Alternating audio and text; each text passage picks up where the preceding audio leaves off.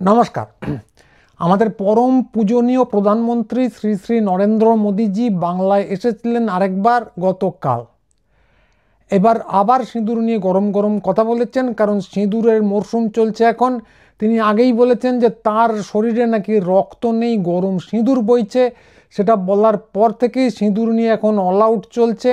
ঐশ্বর্য রায় কান চলচ্চিত্র উৎসবে গিয়ে মোটা করে সিঁদুর পড়েছেন।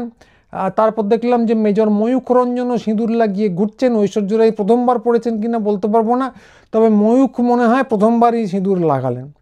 তো প্রধানমন্ত্রীর শরীরেও গরম সিঁদুর, কিন্তু সেটা এবার আর বলেননি। যেটা বলেছেন সেটা একটু আলাদা। দেখে দেখে বলেছেন না শুনে বলেছেন, স্ক্রিপ্ট রাইটারকে কি খিল্লির ভয়ে বদলে দেওয়া হয়েছে, এটা বলতে পারবো না কোনটা হয়েছে, তবে কথাগুলো খুবই গরম। সেগুলো আগে শুনে নিন। आतंकवादियों ने हमारी बहनों का सिंदूर मिटाने का दुस्साहस किया। हमारी सेना ने उनको सिंदूर की शक्ति का एहसास करा दिया। তো হিন্দিতে টেনে টেনে উনি যা বললেন তা হলো, আমাদের বোনেদের সিঁদুর লুট করতে চেয়েছিল ওরা, আমাদের সেনাবাহিনী সিঁদুরের শক্তি দেখিয়ে দিয়েছে, যেরকম করে বলে থাকেন আর কি। তো এতে এমনিতে দোষের কিছু নেই।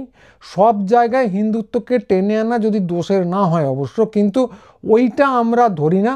হিন্দুত্ববাদীরা হিন্দু মুসলমান করে বিভেদ তৈরি করবে, জাতপাত করবে, উঁচু জাতকে বেশি সম্মান দেবে, নিচু জাতকে দুচ্ছাই করবে, এইসব করবে না তো কি খোখো খেলবে? সে করুক, কিন্তু ভেবে দেখুন উনি যা বলছেন, যা বলে চলেছেন, কালও যা বললেন, তার মানে হলো যে সেনাবাহিনী পেশির শক্তি, বন্দুকের জোর এইসব দেখায়নি, দেখিয়েছে সিঁদুরের জোর কতটা। তো আমরা একটা যৌক্তিক প্রশ্ন করতেই পারি যে আসলে সিঁদুরের জোর ঠিক কতটা, কারণ আমরা সবাই জানি কাশ্মীরে এবং পহেলগামে ঠিক কী ঘটেছে। সেখানে সেনা মজুদ ছিল 5-6 লাখ আন্দাজ, এবং তার মধ্যে দিয়ে ঘটেছে একটা সন্ত্রাসবাদী হামলা। কাশ্মীরে নাকি পর্যটকরা বলছেন 10 মিটার অন্তর একজন করে সেনার দেখা পাওয়া যায়। তার মধ্যে দিয়ে 4 জন সন্ত্রাসবাদী সেখানে ড্যাং ড্যাং করে সীমান্ত থেকে কয়েকশো কিলোমিটার দূরে ঢুকে পড়ে নাকি বেছে বেছে দেখে দেখে খুন করেছে, এবং খুন করার পর তারা ড্যাং ড্যাং করে ওখান থেকে হাওয়া হয়ে গেছে। একটি গুলিও তাদের উদ্দেশ্যে বর্ষিত হয়নি। তা যারা মারা গেছেন, সিঁদুরের কথাই যখন তোলা হচ্ছে, যারা মারা গেছেন তারা সবাই পুরুষ। তাদের স্ত্রীরা যদি প্রশ্ন করেন যে এরা এলো, এরা চলে গেল, এদেরকে ধরা গেল না, মারা গেল না, এভাবে কি করে সিঁদুরের সম্মান রক্ষা করা হলো, সিঁদুরের জোরই বা কী দেখানো হলো, এবং এরা আরেকটা যে জিনিস ঘটাবে না একই রকম, তার নিশ্চয়তা কি? এরা তো চলে গেছে, এরা ফাঁকায় ঘুরে বেড়াচ্ছে। উনি জি প্রধানমন্ত্রী কোথায় বোমা ফেলে এসেছেন তার এরা ধার ধারে না। এরা যে এরকম ঠিক আরেকটা ঘটনা ঘটাবে না, তার কি নিশ্চয়তা? এবং ঘটালে উনি ঠিক কি বলবেন? আবার কি ফিরে দাঁড়িয়ে এরকমই একটা লেকচার দেবেন? তো এই প্রশ্নটা করছি বটে, ওরা করতেও পারেন, কিন্তু আমরা সবাই জানি যে আসলে উনি কি করবেন। হ্যাঁ, অতি অবশ্যই আবার একটা লেকচার দেবেন, কারণ উনি জীবনে প্রথম এটা করলেন না, এটা একেবারেই প্রথমবার নয়। আপনাদের মনে থাকতে পারে যে 8-9 বছর আগে ছিল তার সেই বিখ্যাত প্রথম সার্জিক্যাল স্ট্রাইক। তো তারপর উনি কি বলেছিলেন? অন্য কিছু বলেছিলেন না, একেবারেই না, একই রকম কথা বলেছিলেন, এই একই রকম সুর তুলে তুলে বক্তৃতা। একবার শুনে নিন। जब कोई टेररिज्म एक्सपोर्ट करने का उद्योग बना करके बैठा हो, मेरे देश के निर्दोष नागरिकों को मौत के घाट उतार दिया जाता हो,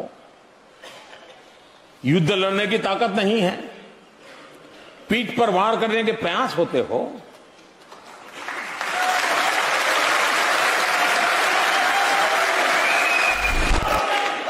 तो ये मोदी है, उसी भाषा में जवाब देना जानता है।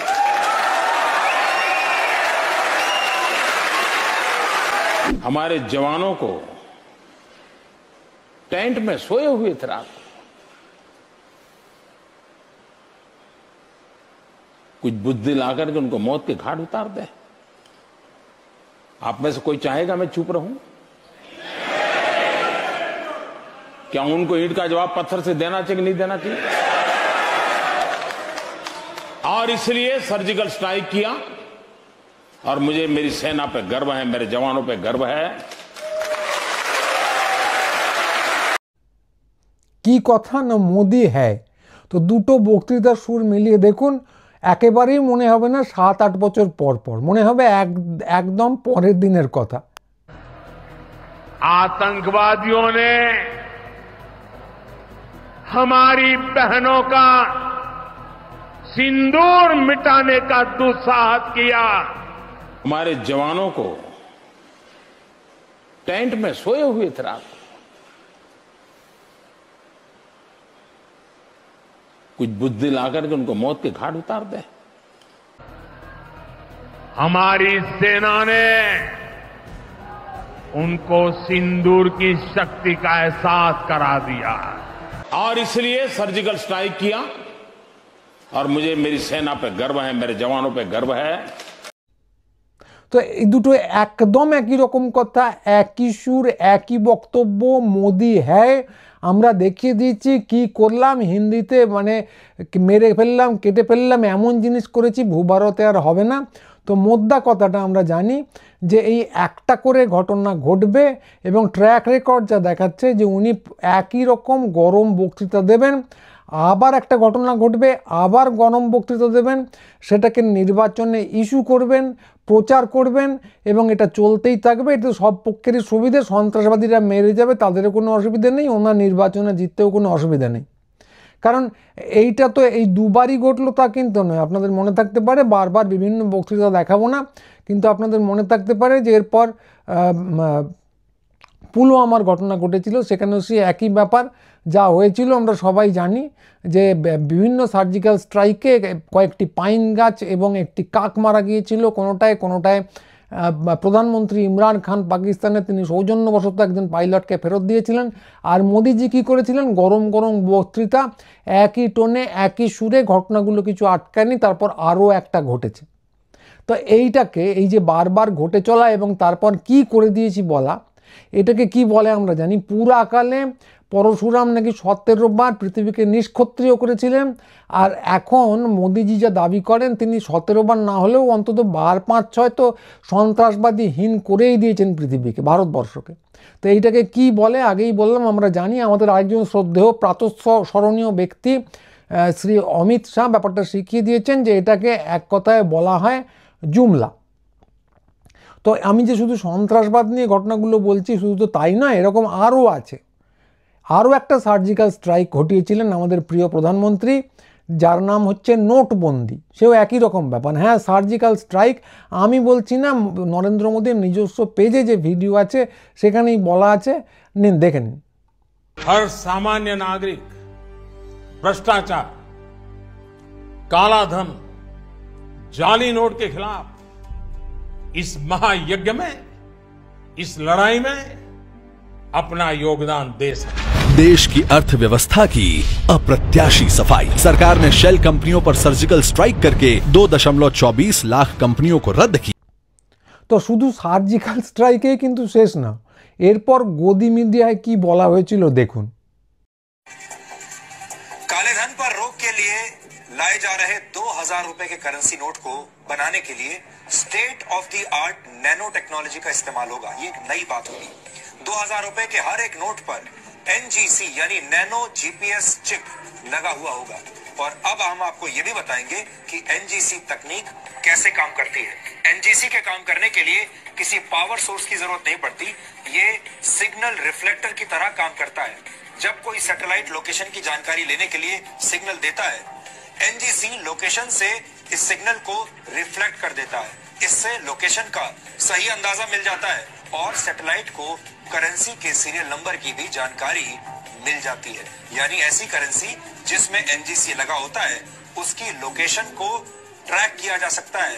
अब आप उसे चाहें तो 7 तालों में भी बंद करके रखें, वो ट्रैक हो जाएगी। भले ही करेंसी नोट ग्राउंड लेवल से 120 मीटर नीचे क्यों ना रखा गया हो। करेंसी नोट को नष्ट किए बिना एनजीसी को ना तो निकाला जा सकता है और ना ही उसके साथ कोई छेड़छाड़ की जा सकती है। यानी 2000 रुपए का नोट अब आपको फंसा देगा।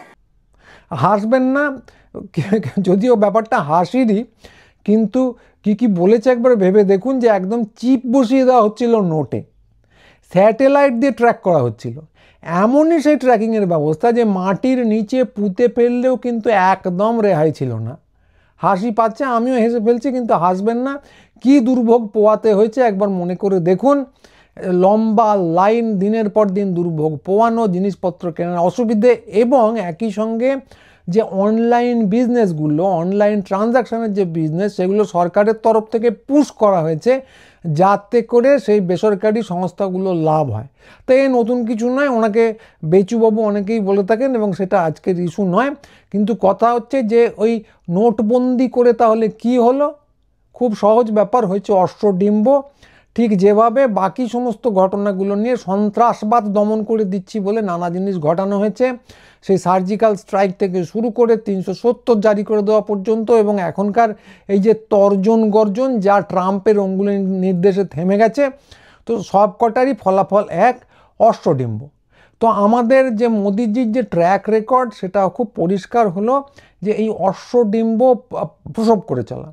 আমাদের প্রিয় মেজর ময়ূখ রঞ্জন বাবু যে ডিমে কুসুম খুঁজে পাচ্ছিলেন না, সেটা এমনি এমনি না, কারণ ঘোড়ার ডিমে সত্যি কথা বলতে কি কুসুম হয় না।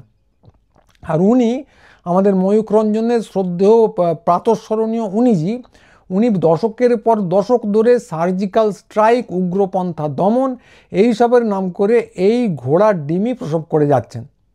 যেটা হচ্ছে, উনি ঘোড়ার ডিম প্রসব করছেন আর উত্তর ভারতের ভোটে জিতে ক্ষমতায় আসছেন, কারণ ওখানে হিন্দু মুসলমান জাতপাত এইসব ভালো চলে।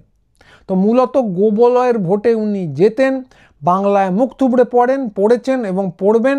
কিন্তু আমাদের দুর্ভাগ্য, বাংলা তো আর কেন্দ্রীয় সরকার তৈরিটা কিভাবে হবে সেটা পুরোপুরি নির্ধারণ করে না। ফলে এই জিনিস চলছে এবং চলবে আরও কিছুদিন, যতদিন না গোবলয়ের লোকেরাও স্বরূপটা বুঝতে পারেন। তো গোবলয়ে যারা কাজ করছেন হিন্দি ভাষায়, অনেকে অনেক রকম চ্যানেল চালাচ্ছেন, তারা এই সমস্ত নিয়ে কথা বলছেন। গোবলয়েও কিন্তু মোদির বিরুদ্ধে বিক্ষোভ ক্রমশ দানা বাঁধছে, বিরোধীরা একজোট নন, সেটা আমাদের দুর্ভাগ্য, কিন্তু সে নিয়ে আমাদের কিছু করার নেই। কিন্তু বাঙালিদের ক্ষেত্রে বিশেষ করে এই ব্যাপারটা অত্যন্ত উদ্বেগজনক, কারণ উনি কাজের জায়গায় অশ্বডিম্ব প্রসব করলেও একদম ঘটনাচক্রে হোক বা যেভাবেই হোক, এই যে গত ঘটনাগুলো ঘটেছে, পহেলগাঁওয়ের ঘটনাটা ঘটেছে, তারপরে দুটো যুদ্ধ ঘোষণা করে দিয়েছেন। একটা হচ্ছে ছত্তিশগড়ে, সেটা না হয় রাজনৈতিক ব্যাপার, মাওবাদীদের সঙ্গে সংযুক্ত। দ্বিতীয়টা হলো বাঙালিদের বিরুদ্ধে, বিভিন্ন জায়গা থেকে বাঙালিদের কিন্তু তাড়ানো শুরু হয়ে গেছে বাংলাদেশি আখ্যা দিয়ে। তো সেই নিয়ে আমরা একটা পরে এপিসোড করব, এই এপিসোডটাকে আর লম্বা করব না। আপনারা একটু চ্যানেলটা সাবস্ক্রাইব করবেন, যেটা বারবার বলি, তাহলে সেই ভিডিওটা দেখতে পাবেন।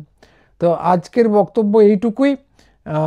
মোদিজির কীর্তি কাহিনী নিয়ে বললে মহাভারত হয়ে যাবে, শেষ হবে না, সে নিয়েও নিশ্চয়ই এপিসোড থাকবে, কিন্তু আজকে আর বেশি কিছু নয়, আজকে এইটুকুই। সবাই ভালো থাকবেন, গুরুচণ্ডালী সাবস্ক্রাইব করবেন, আমাদের সাইটে আসবেন, যেটা প্রত্যেক ভিডিও শেষেই বলি, কারণ ছোট মিডিয়াকে আমাদেরকে পরিপুষ্ট করে চলতেই হবে। বড় মিডিয়া গদি মিডিয়ায় রূপান্তরিত হয়েছে, তাদের দ্বারা আর কিছু হবে না।